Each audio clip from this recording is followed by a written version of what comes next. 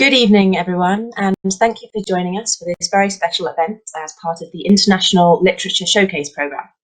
The International Literature Showcase is a partnership between National Centre for Writing and British Council. My name is Ellie Reeves, and I am the Programme Assistant at the National Centre for Writing. It's my pleasure to welcome our speakers for this evening, Molly Flatt, Goretti, Kyomuhendo, and Claire Mabey. Molly, Goretti, and Claire are founders and innovators across the worlds of publishing, writer development, and festivals. Tonight, they will discuss the issues of innovation and enterprise in the literature sector, and their conversation will be chaired by Chris Gribble, Chief Executive of the National Centre for Writing. Our very special thanks go to Arts Council England, the British Council, and Creative Scotland, without whom this event and the International Literature Showcase programme would not have been possible. Tonight's event is just one part of an exciting week of writer showcasing, new commissions, and headline events. We hope you will join us across the week in hearing from compelling writers and those at the forefront of best practice in the global literature sector. Full details can be found at nationalcentreforwriting.org.uk/ILS. I hope you enjoy the event, and without further ado, I am delighted to hand over to Chris Gribble. Hello and welcome to the ILS Symposium panel on Innovation and Enterprise. As Ellie kindly introduced me, my name is Chris Gribble, Chief Exec of National Centre for Writing, and it's my pleasure to host today's panel of expert practitioners drawn from across the wide sweep of the literature sector and gathered from around the globe to take a look at current practices, opportunities and challenges within our sector, and perhaps also to look ahead at some of the future possibilities that are presenting to us in the world of where we work. I'm going to introduce the panelists in a moment, but first, a few words about our aims for this conversation. The discussion about innovation and enterprise is perhaps better established in areas such as digital publishing than it is in other areas of literature practice, whether that's literature development, festivals, or other key areas. Crucially, are often absent from the wider conversations around enterprise and startup culture. Where it is present, it's often shown to be or depicted as a small subset of the media industry, which both fails to reflect the real diversity of literature work going around the world and also the very real differences in the economic, social and cultural structures that shape production, distribution and consumption in and of our work. There has been a real interest shown in this area in previous discussions as part of the ILS, and it's a topic that comes up frequently when colleagues from around the world meet up, compare notes, and swap ideas about their work. Whether it's investment, funding, support, development, or inspirational models, these issues are all raised in the conversations that I frequently come across between literature professionals wherever they are. I'm sure that they're going to appear today again in the discussion that we're going to have. The panel that we have today are all founders themselves. They also support others' enterprises through their endeavours. They've got experience of literature work in commercial, non-profit, freelance capacities, and they will speak about innovation, enterprise in publishing, writer development and festivals, amongst other things. Firstly, I'm very pleased to welcome Molly Flatt from the UK. Molly is an author and journalist living in London. She's comment editor of The Bookseller, where she also runs Future Book, which is the biggest books conference in the UK. She is the co-founder, along with Kit Duval, of the Big Book Weekend, a free virtual book festival accessible to all that was created as a direct response to the festival cancellations during the COVID-19 pandemic, which was supported by BBC Arts and Arts Council England. Her debut novel, The Charmed Life of Alex Moore, described variously as utterly original and deeply delicious, which is a great combination, is out now, so do follow that up if you get a chance. Our second panellist is Goretti Kyomuhendo. Goretti is an old friend of NCW, and it's great to see you here again. Goretti is one of Uganda's leading novelists, the founder and director of the African Writers Trust, a place that promotes synergies and collaborative learning between African writers on the continent and in the diaspora. And congratulations also, Goretti, on being appointed the chair of judges for the AKO Kane Prize for African Writing this year. Brilliant news and very exciting. Goretti is the first Ugandan woman writer to receive the IWP Programme Fellowship at the University of Iowa and has been recognised for her work as a writer and literary activist nationally and internationally.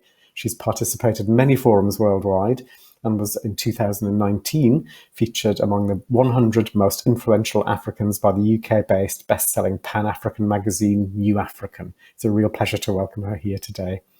Our third panellist is Claire Mabey. Claire is a literary programmer and writer from Aotearoa, New Zealand, and she co-founded Verb Wellington, which has a year-round programme of literature events, festivals, residencies, commissions, and a whole lot more in Wellington. Since its very inception, when it started with, I think, the Lit Crawl Wellington, the festival has prioritised partnership working with local businesses and communities and maintains a really strong commitment to place-based programming and thinking about how it best benefits the local cultural and creative and community economies. Welcome all of you to this session. Thank you.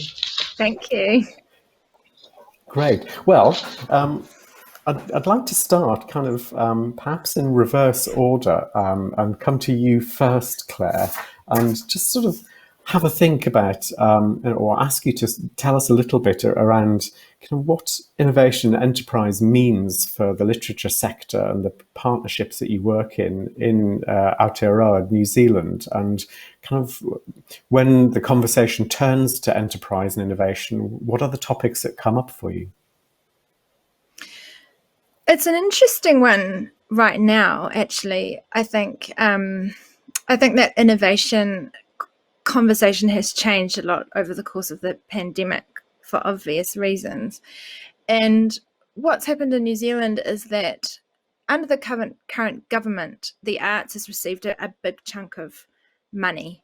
And the way that money is identified for various aspects of the arts universe is often crafted around an idea of innovation.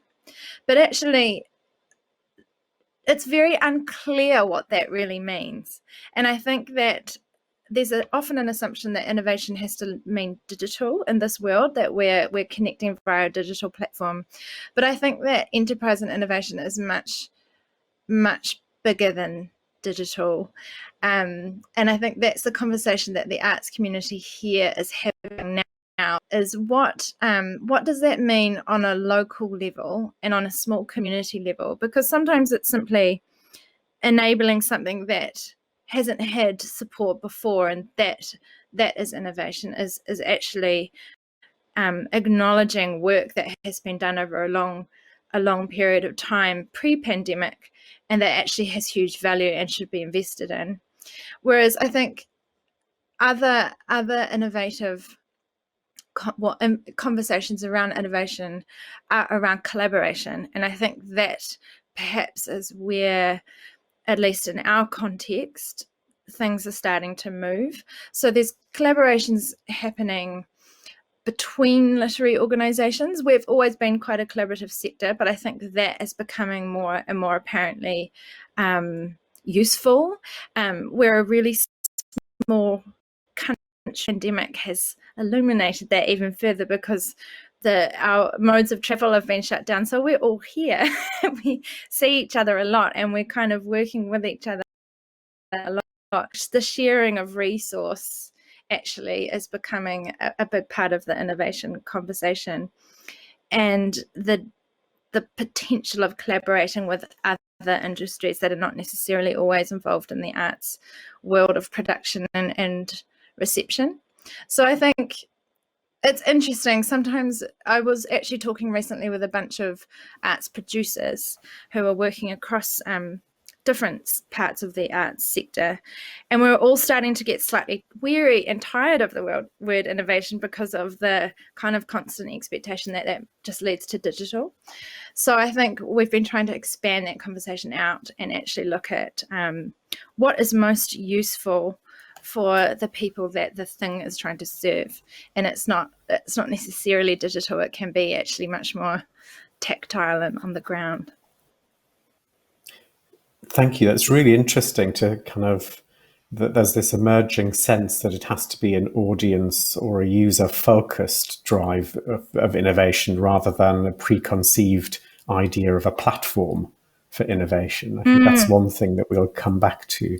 Can you perhaps I'm really interested in collaboration and sharing of resources, because whenever anyone says collaboration or sharing of resources, I think everyone is supposed to think, oh, brilliant, those sound like lovely words and really warm things to do. But when it comes down to it, it's quite tough sometimes to share resources. That means letting go of control sometimes, as does collaboration. What's been the challenge around that for you? I think that's it's such a big part of it, is the letting go of control. But I think that actually here, when you really acknowledge kind of how small our markets are and how small our cities are, it's only going to be productive. That's the way I see it, that collaboration is only going to expand your current market, your current resource pool. So for example, in Wellington, we're still suffering the impact of an earthquake that happened here a few years ago, the Kaikoura earthquake, which destabilized a lot of Wellington's infrastructure, including our central library, which was a huge kind of portal for thousands of people every day, as libraries are around the world, and also a venue. We used it as a venue a lot for our events, and the arts community used it a lot as a meeting space, as well as many others. So one interesting thing that has become extremely urgent is the need to rebuild that library. It's been an interesting conversation for the city, and the questions around what does that library do on a daily basis, and what does it do on a cultural level, and what does it do in terms of an identity for a capital city. And so the literary sector here based in Wellington have really come together around this potential quite magical building, and what we could do as a collective to amplify the home of literature, because it's kind of the way we see it, and how do we further connect up readers and writers through this potential new structure. And I think that has been an incredibly fruitful exercise and made us realize how much we were working for a common goal. And so we've kind of formed an advocacy team in terms of all going to our council, having to really argue against some of the ideas that were coming through that would really demote literature in the world of this potential new library. So I think that's just one example of coming together to collaborate on a concept, actually, in some ways. But in terms of what we're doing at Verb, through the pandemic, we had to downsize so many of our events, as everybody does, under these morphing levels. So we, instead of trying to, the way we evolved that to try and continue to serve our audience was to collaborate with a rather large media, create a whole new festival. And for us, it was a real co-production. It was co-programmed. Everything about it was done together, which is not our usual way. But it enormously expanded our reach and created a whole new environment for readers in a really fruitful way for both organizations. So I think I like the idea of rather large organizations working with rather small ones, because I think there's something lovely about that. But also I think in terms of enterprise and innovation, in a world that is increasingly feeling tight on resource and pressured, I think it's, for me, it seems one of the... Thank you so much. That's really interesting. I think that the idea of kind of shared responses to both crisis and opportunity is really interesting. Also, that kind of notion of rebuilding better is a very current one for us all. As is just sort of remembering that the pandemic is not the only challenge that we face as kind of organisations or as economies. Goretti, I'm thinking about what Claire said about bringing writers and readers back together as well, and innovating there. I know that your work around the African Writers Trust has been really critically focused on kind of how to get writers to readers. Could you tell us a little bit about the challenges and the opportunities that you face in your work? Okay, thank you, Chris. And I think picking on what Claire was just saying, that for us at the local level, especially during this pandemic, it's very interesting to watch how everybody has been trying to innovate. For example, in Uganda, internet access is very expensive. And even before you get to the internet, you are talking of electricity, because as I'm holding this conversation, our power just went off. So we have power cuts. So for me to have this meeting going, I had to make sure we have solar power, which taps from the sun. So I was praying last night that it will shine throughout so that I'm able to connect to the solar. So if it didn't shine, as much as we need to have the power to do this conversation, I have my generator on standby just in case. And all these things are things we wouldn't have thought about before, because probably we would be in Norwich to have this conversation. So innovation is happening at all levels. And a few months ago, we had our presidential elections, which some of you could have read in the media, pretty bloody and chaotic and violent. And the internet was disconnected, switched off completely. So if we had this conversation, we'd have had to find a way around it.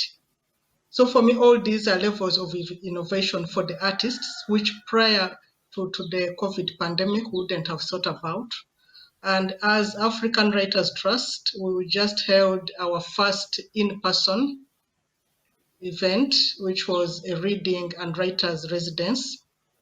And we had to think out of the box. So the writers were in residence, but all our tutors were online, scattered across the world, I should say, because some were in the UK, some were in the US, some were in Africa, some were in Uganda. And in the midst of the conversation of one of the tutors, his electricity was cut off, so it went off. And then he had to transfer to use his phone. And as if that was not enough, as we were settling down to the conversation, our own internet expired. And we had just paid a lot of money for that. And then one of the young writers in the group showed me how to create what they call a hotspot. So connecting from my phone to the laptop. And I kept thinking, all this is innovation. Things would not have thought about before. So anyway, on another note, that we have also learned through all these issues, that we have learned to start looking inwards instead of outward. Because in Africa especially, we always look at collaboration between the West and the South. So between Uganda and probably Norwich, or probably New Zealand, or probably the US. So we always look at that kind of collaboration. But at the moment, I'll have, for example, a group of writers or individual writers calling me to ask, can I come to your office? Because where I'm working from, my power has just been disconnected. So AWT, as African Writers Trust, we are happy and blessed enough to have an office of our own. So we don't depend on having to pay rent or lacking space to operate. So I loved that very much, that people are now beginning to look at the local resources instead of looking outside, because now we're completely cut off at one time. How can we innovate? Looking inward, looking at the local resources that we have on the continent. So I think for me, this was a brilliant thing that happened during the COVID-19 pandemic. That's really fascinating, that kind of being thrown back on your own resources and kind of almost forcing a kind of a collaborative, entrepreneurial, collective spirit. Yes, it was. Yeah, and even as we speak now, for example, all art venues are still closed. So like performing artists, like spoken word, like comedians, even literature events, it's impossible now to have a big gathering because the venues are still closed. But, artists, writers, visual artists, everybody has been trying to find a way of going around it. So if we've been, for example, utilizing spaces small enough that would never have thought of using, because there's a national theater, there is a big hotel which sits up to 200 people. So people have been finding a way of working with the local resources that we have. So for me, that spirit is very exciting. That we've Back to looked that around us and innovated with what we have. Yeah, back to that collaboration and that shared enterprise feeling. Thank you. That's really interesting. Molly, coming to you, you kind of, the future book has got future and book written right into the heart of it. You sit at the kind of heart of some of the thinking around kind of innovation and enterprise. Can I ask for your kind of reflections on what that big picture looks like for you and what might be coming down the line? Yeah, absolutely. It's been brilliant to go last, really, and to hear Claire and Goretti's thoughts, because there are so many connections. One really interesting thing is about FutureBook is I joined actually when I was I'd kind of created and was hosting this tech pitch off called Book Tech, which was all about book startups, always digital, to be honest, as the title suggests. Who were showing off their kind of sometimes beta, sometimes newly launched products, which is really interesting. It kind of reflects where we were at that point. And Book Tech is still going, don't get me wrong. And at that time, FutureBook was branded as a digital conference, not because it took place digitally, but because it was showcasing and interrogating and having conversations around digital innovation.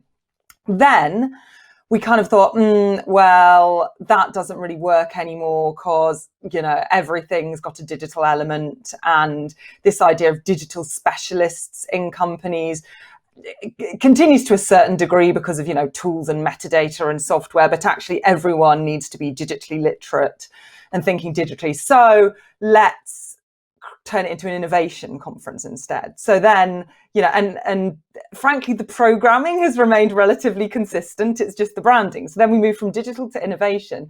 And finally, the past couple of years, we also dropped the innovation because, again, it seems absolutely mad, really, nowadays with the pace of change and the demands of a kind of digital economy. To have innovation as a specialist subject or something that a certain area of an industry does and the rest doesn't. So now it's just a conference, a big conference at the end of the year, because, innovation is now absolutely what everyone has to live and breathe in everything they think about. And what's interesting is, writers have always done that, I guess. Your next book, it might be totally traditional in its form and in its presentation, but you're always trying to respond to the moment and trying to find new resonances and new ways of reaching people. And so I think what Claire said about not confusing digital with innovation is really important. I think, in the pandemic, some of the innovations or just changes we've seen that are super important are actually cultural. They're structural, they're economic, they're about creating a more sustainable industry for more people, rather than this kind of highly unbalanced model of a very few kind of slightly homogenous superstars kind of trickling down to a small mid-list, and then kind of everyone else, might be manage to get one hyped debut out, or might manage to kind of self-publish with a lot of work. But, it is quite an unsustainable industry to work in for many people across the different roles. So, innovation in that, innovation in diversity, and how we get far richer viewpoints and ideas and working practices from other people. So yeah, I think it's been very interesting to see that. I guess kind of like what you were saying, Goretti, about, well, the internet doesn't work half the time. So, it can be really exciting talking about AI and interactive literature projects and, VR world building for fantasy epics. And, I'm kind of a bit of a geek at heart, and I get very excited about these things and want to try them out. But at the same time, you kind of think, to begin with, the infrastructure is pretty dodgy for a lot of people in a lot of places. And unfortunately, it's the kind of few for whom it isn't who tend to make the decisions and build these products, and then therefore kind of assume that everyone's going to embrace them. But also there's so much out there already. So, you know, I'm absolutely pro wild ideas and making and creating, but also I think leveraging what we have on and offline together in smarter ways is absolutely the future. And you know, I look at listen to Claire's vision of this library, which just sounds magical. And libraries are in total crisis in the UK, you know, and actually we need those magical library spaces to be reinvented. You know, for example, in London, not just one, because London is so vast, one for every borough. And I think the great thing about the pandemic is it's made a lot of people realise how crucial the arts are to our hearts and our souls and our everyday life. They're not a luxury. They're the way people express ourselves. They're the way we process trauma. They're the way we envision a more positive future in terms of climate, in terms of social equality, in terms of having fun, in terms of aesthetics, whatever it is. And so I think that idea of re-embedding the arts as something so essential and magical, but also everyday, is going to be really, really important. So not, you know, I think we really want to resist going back to the new normal. We really want to resist going back to, oh, so how can we just keep these poor libraries who were clinging on by the tips of their fingers afloat with, you know, let's just shift some more funding around and allocate it there, or let's, you know, do another diversity scheme over here. I think we're at such a exciting potential time to resist the law of the broken normal, and try and do things that will often be less glamorous and exciting than people want. They will be about slow, hard graft on a process level, on a space level, on a structural level, to just make things more equal and more accessible for everyone. Thank you. That I love the concept of the law of the broken normal, and it's a really, and I think it's so true that kind of innovation and enterprise has this shiny sort of silver space futurist look at it, and actually the real innovation is often very workaday and very structural or very micro community based that can grow up, and that's a really interesting thing to think about. And I think everyone should realise that they're an innovator and they're an entrepreneur. I think there's this terrible mythology about, you know, it's kind of the bro-grammar Elon Musk style, like individual, and they're always separated from society. They're always someone who kind of is seen as special or isolated or slightly hermity. And, you know, we've had this over the centuries. The artist has always been portrayed, the truly great artist, as someone who essentially doesn't collaborate and doesn't have kids and doesn't eat. You know, they just, you know, take opium and do amazing things. And, you know, we've had this century's mythology of that, of the, you know, the entrepreneurs in their basements cobbling together their own hardware and things. And I think it's so dangerous because it makes so many people feel that's not for me. You know, I've got to be techie to be an entrepreneur, or I've got to be a loner, or I've got to have a glamorous job, or I've got to have loads of free time, or I've got to start my own hustle. It's like, because of the speed of change and the number of challenges the world faces at the moment, every single person in their role, even if they're, you know, an intern doing a lot of photocopying, is totally an entrepreneur and an innovator. And, you know, we need people to see themselves that way if we are going to create some kind of wholesale change. I think that coming through strongly from all of you is this notion that innovation is pervasive across practice rather than sort of a tactic or a strategy or an individual's job role. It makes me think, if I can come back to you, Goretti, kind of thinking about when you started pulling together the African Writers Trust and the whole range of work that you do there. Can I ask you to talk a little bit about, you know, what was the most important, useful support that you received, and perhaps what was it that you wished you'd received and looking back, but you didn't at the time? Okay, so probably just to take you a little back to when I founded the African Writers Trust.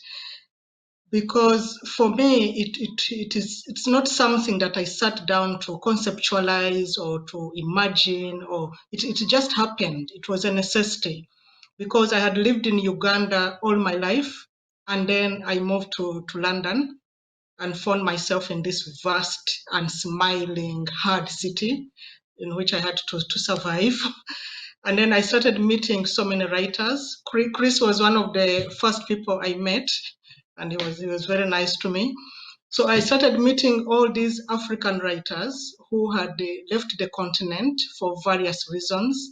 Some had left as young adults with their parents, fleeing persecution or political instability. Others had actually been born and raised in Europe, in America, in the diaspora. And for me, having worked in Uganda all my life in the arts, I immediately saw a disconnect between the two groups, between the writers who live or never lived in the continent and the writers who remain and work on the continent. And I so badly wanted to bridge that geographical space that divided us. And that's how the African Writers Trust was born. And essentially, that's what we do. We try to connect the writers who left and the writers who live. And we do this through conferences. We organize a biannual International Writers Conference happening every 2 years. And when we bring writers from the diaspora and writers on the continent, the kind of conversations that we have revolve around what is it that the writers who left have benefited, because there is a kind of mild hostility, if I can put it like that, for the writers who remained, to look at the writers who left or who never lived as being very well established, taking all the international literary prizes for African writing, having successful careers as writers, flying the flags for the various African countries. So we try to address those kind of issues, that if the writers who left have benefited, have been established, have won all the international literary prizes, and are in the limelight, how can we tap into that for the writers who remained? How can we share those resources? How can we share that information? How can we pull each other up? So those are the conversations we have. And then another way is the books. So the books published by the writers in the diaspora, which it is true are more prominent than the ones who remain on the continent, there is no access to those books because they are published in the West. They are expensive. It is difficult to bring them back to the continent. So as African Writers Trust, that is something we have embarked on for the last probably 4 or 5 years. So we have started to bring back those books. So because I privileged enough to live in both countries, so I live in Uganda, I live in the UK. So when I'm in the UK, I'm knocking on publishers' doors. I'm going to all the writers and asking, can I have these books on discounts, on a trade discount? So my entrepreneurship comes in there. So when I'm talking, I'm put on my business hat and I'm talking as a businesswoman. So we are talking trade discounts. How can I get these books back to Uganda so that we are able to sell them so they are accessible in both affordability and availability?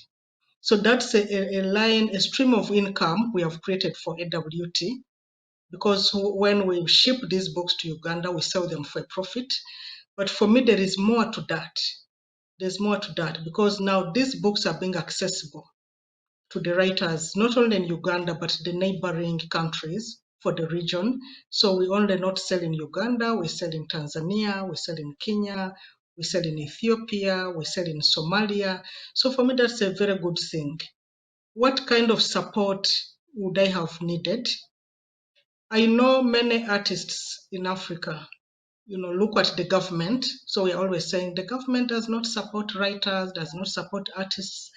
But to me, if I can be truthful, that's the kind of support I don't really look up to. I'm not keen to have government support because when government comes into play, the dynamics change. Our African governments want to twist your hand because as a writer, I'm an independent thinker. I interrogate, the status quo. I cannot be on the side of the establishment. So if I'm getting funding from the government, what compromises do I have to make? What kind of stories am I going to write? How can I be critical of the government? How can I be seen to be biting the hand that has fed me? So that kind of support, no thank you, I'm not looking to that. What I'm looking to is, as a taxpayer, as a Ugandan citizen, I'm entitled to a funding from government. So in Uganda, we don't have an arts council, for example, and so do many other African countries. I would like this money, which is taxpayers' money, channeled through agencies such as Arts Council, if we had one, so that I can benefit from that funding. So that's the kind of funding I would love and I would have wished to have. Unfortunately, it is not happening. Then at another level, because we always talk of philanthropists, if you talk of a donor or a funder or a philanthropist in Africa, in Uganda especially, we look to the West. It is the white man, it's the white woman who has more money than they need, so they can afford to give away some to the poor African writer or artist. So we are looking inward, and we have people in Uganda, in Africa. We've heard of billionaires on the continent. This is not a domain of only the West. There are many people on the continent who are really making a lot of money, honestly, who are living privileged life, who are living better lives than the people in the West. Why would they not support the writer or the artist? So that is the kind of support I'd like to tap into. And as we speak now, I've started a campaign. I've made my list of people I know are wealthy in Uganda, and I'm knocking on their doors. And what I'm not asking them to give me a donation. I'm asking them to support writers to participate in my programs. Because where we are now, we are unable to offer free participation to our events. If I'm holding a writers conference, if I'm holding a writers training workshop, if I'm holding a residence, before it was funded because we had access to donor funding. Donor funding from the West has dried up for many reasons. So I'm approaching these individuals and asking them, can you support 5 writers to participate in my event? And I have succeeded. So far, I've got three people on board. So I'm happy that that kind of funding coming through. Yeah. Thank you. I love that combination of kind of structural analysis and change, but also very practical cultural change of philanthropic giving within the internal kind of market.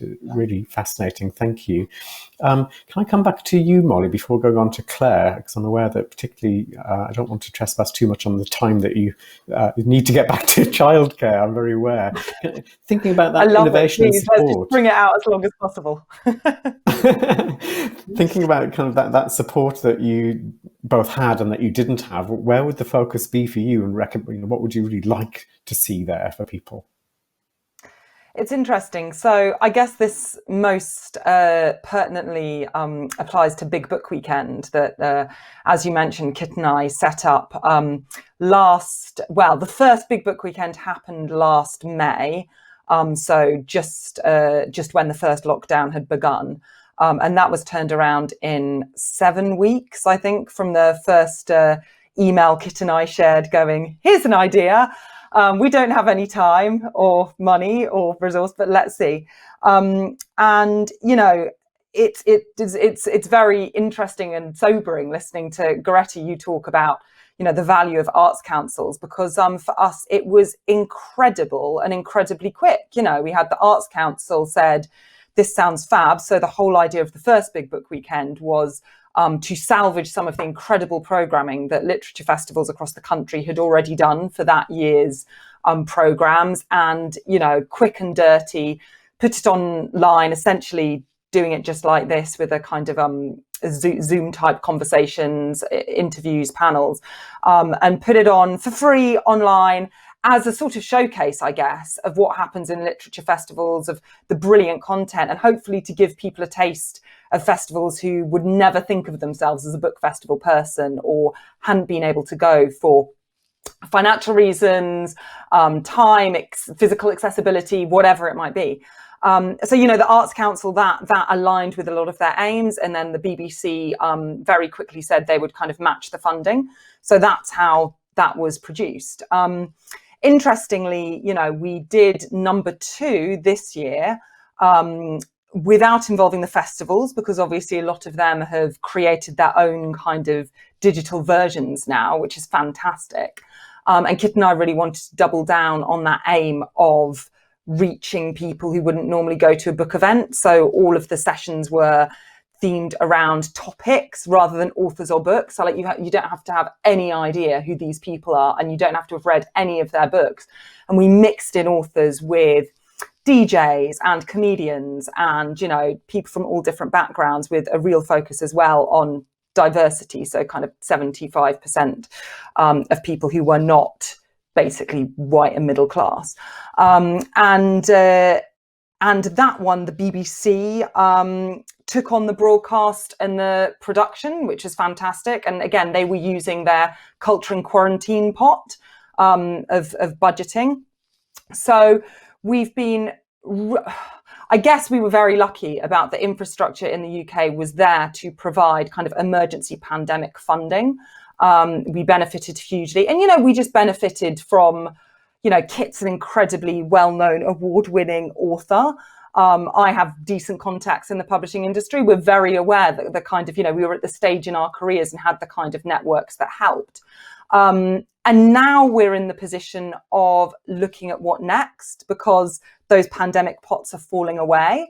But the one thing Kit and I don't want to do is, you know, go out there and create a new platform. So so all of the videos from the past 2 Big Book Weekends are on our website there for free, which is great. But, you know, we don't want to turn our website into some bells and whistles platform, and we don't want to create our own production team. We don't have the time or the skills or the interest in any of this. And it was really interesting what Claire said earlier about control. You know, we literally don't want any control other than the outcomes that the Big Book Weekend was created for, around bringing new readers, seldom readers, vulnerable readers, and people who feel who have never been to book festivals before, to kind of get them talking more around books and excited about what content around books can do.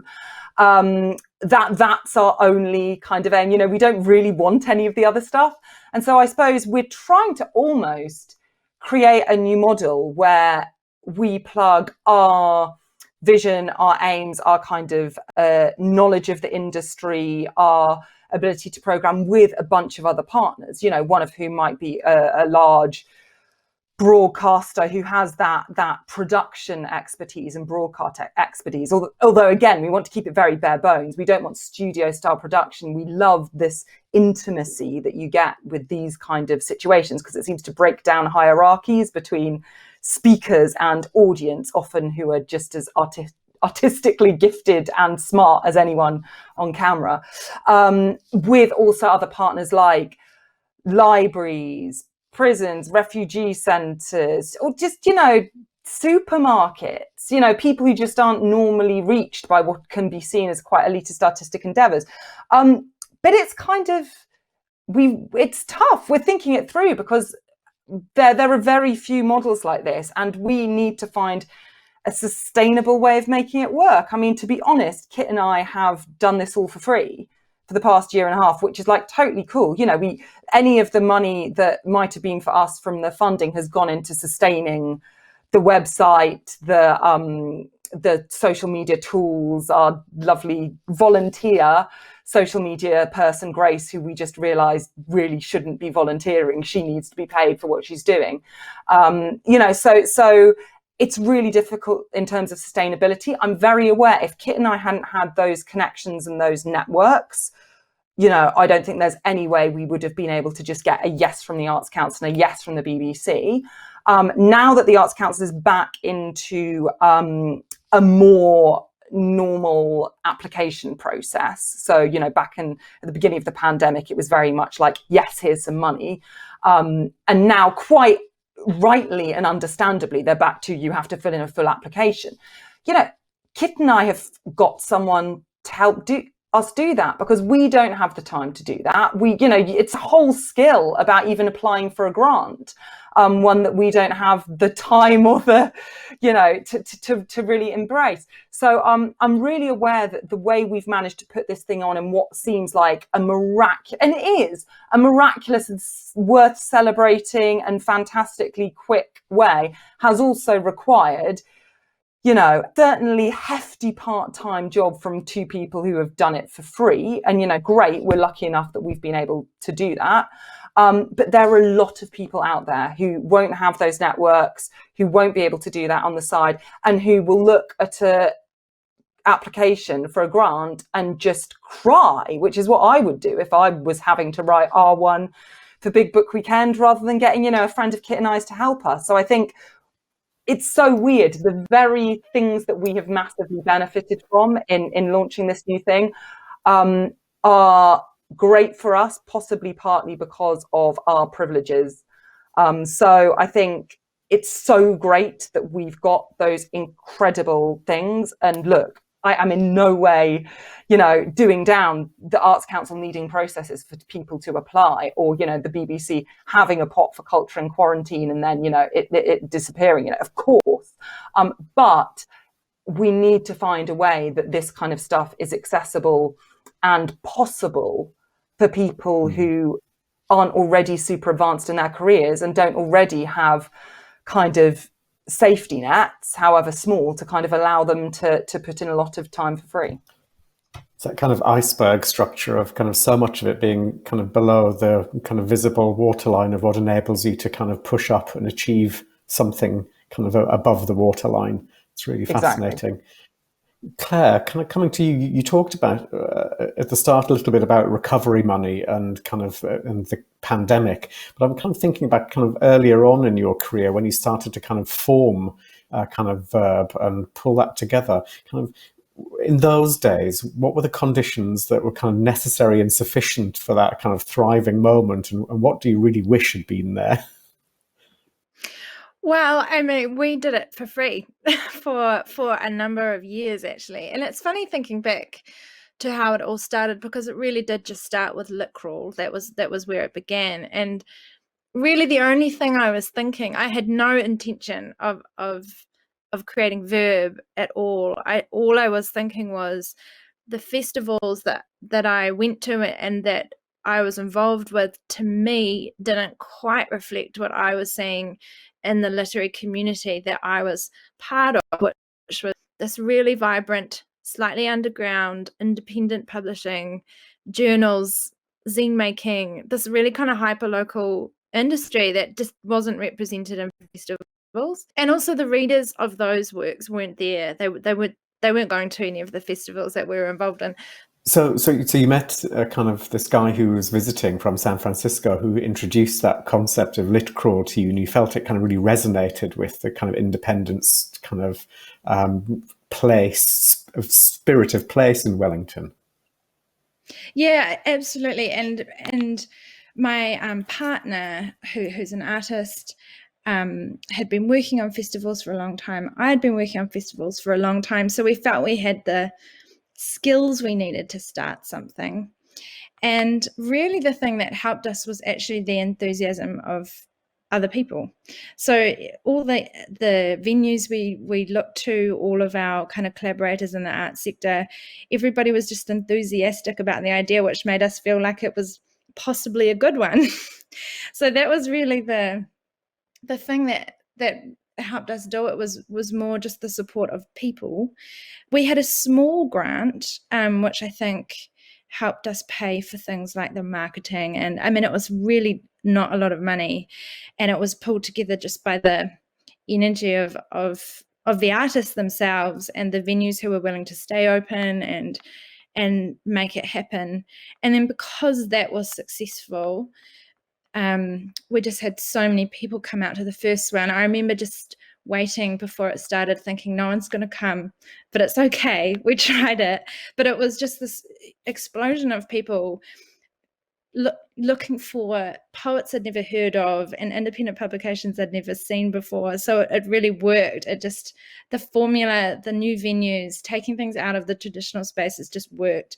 So, and because that was successful, we were able to get more and more grant funding from the city reserves of their arts and culture funding, and Creative New Zealand, which I think is like the Arts Council. So that's kind of how it started, and then everything from there has grown quite organically, as I guess as it's done its thing. I think we set out to kind of illuminate what was happening and what we could see, what writers were doing and producing and doing for people, and that's still what we're doing, just in a bigger and more multifaceted way. And I think the biggest change has been working on philanthropy. I think that has been a big aspect of kind of the bigger we've got, the more resourcing we've kind of needed in a way to do what we want to do and what we want to achieve and to serve these larger audiences. But it is it's a difficult funding environment, and priorities here are really changing. Like, I mean, there are communities who need much more essential, if you like. I mean, I think the arts is essential, but there are kind of, medical things, and it's quite hard to sometimes, I think, for the arts to compete in an environment, particularly political environment, where medical, healthcare and education are such huge priorities for funding. And I think in a small country, the arts is tough. So looking at different ways to secure income, basically. And I think perhaps the advice I would have loved would be that kind of conversation earlier on, kind of looking at diversifying income, looking at really startup business mentality in a way. That kind of thing would have been, but we're there now. It's one of the kind of unspoken kind of rules of sustainability, is that you don't know that you need what it is you need to sustain until you need to sustain it. Exactly. Kind of, thinking about from what Molly was saying, you don't want to grow the platform, you don't want to kind of have the infrastructure, you want to be able to sustain your capacity to make these brilliant interventions and create these beautiful ideas that then other people go.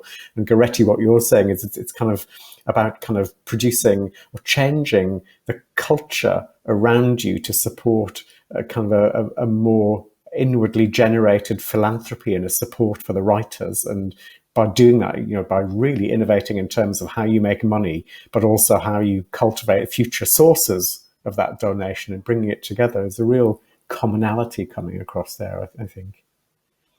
I'm going to kind of draw to a close now.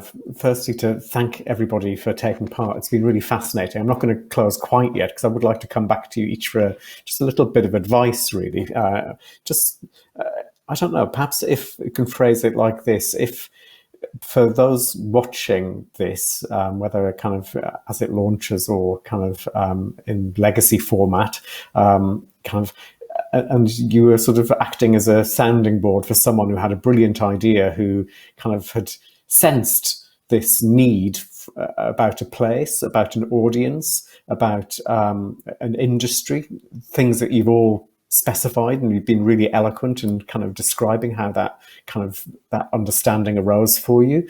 If someone wanted to kind of had that idea and wanted to know what to do next or how they should go about it, what would your advice be to them? If I can start with you, Molly. I'm actually inspired by Goretti and that idea of independence, which has also been really key for us in Book Weekend, and thinking about, we could go down the commercial route and get a bunch of publishers to sponsor us, but then the artistic control becomes a very different thing. And also that idea of locality. I think, don't forget crowdfunding. Don't forget that you may well be able to find a really passionate group of people, a couple of who might have much more to give than the majority, nearer to home than you think. You don't always have to go to the same old big bodies or the same old industry figures or whoever you think kind of holds the reins. You hold the reins and your audience hold the reins. And if there's a need and a hunger, and even if your audience can't provide the financing, other people in your area, be that physical, geographical, or kind of social, cultural, other people will be able to see that need and probably are as passionate as you about it, but they just haven't thought they were capable of doing something about it. So it's so weird that we still feel, I think, a little bit ashamed of asking for money from other people, but not from bodies and companies. So, go to local companies, go to your local network, spread the word, just do some crowdfunding. I think actually that slightly more inward looking, community-based fundraising, and yes, we're all giving our taxes, we're already paying for kind of artistic endeavor, but actually there will be people who have money to spare who you don't realize near you. So be shameless, do a Goretti, go and knock on some doors digitally and physically.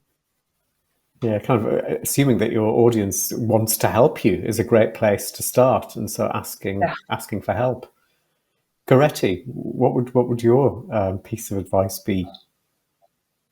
I think for me, two things. One, don't only ask for money, because as Claire says, sometimes people are uncomfortable. Ask for people to donate their time, their expertise. There are other resources apart from the financial ones.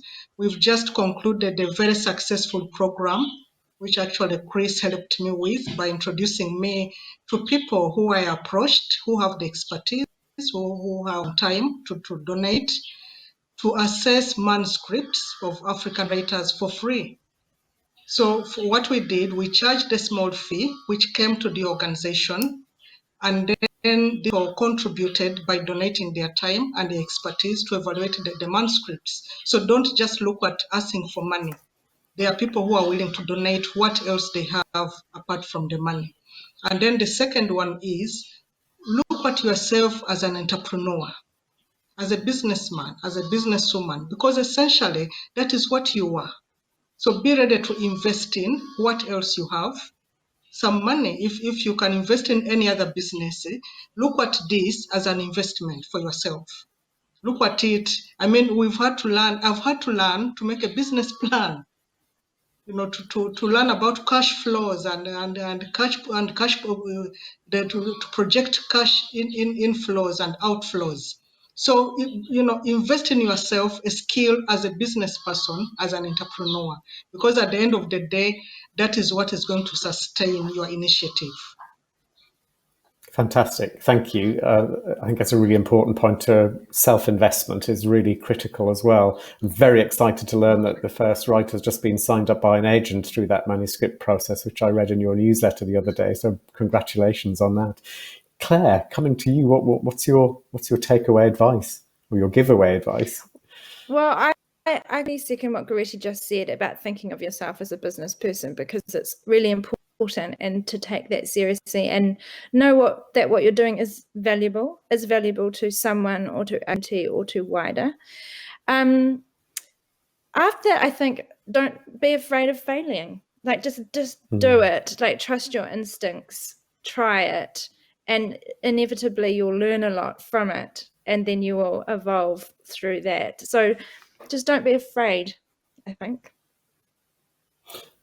Thank you. That I think that's a brilliant kind of point to close on. That kind of the lack of fear is something that all of those entrepreneurs and innovators, I'm sure they share. I'm sure they feel the fear, but they learn how to negotiate that and kind of do something positive with it. I love thinking about the notion of innovation being pervasive across every part of what you do. I love the fact that when it's really good, it's embedded in a shared understanding of the place you are and the audience that you really want to work with and for.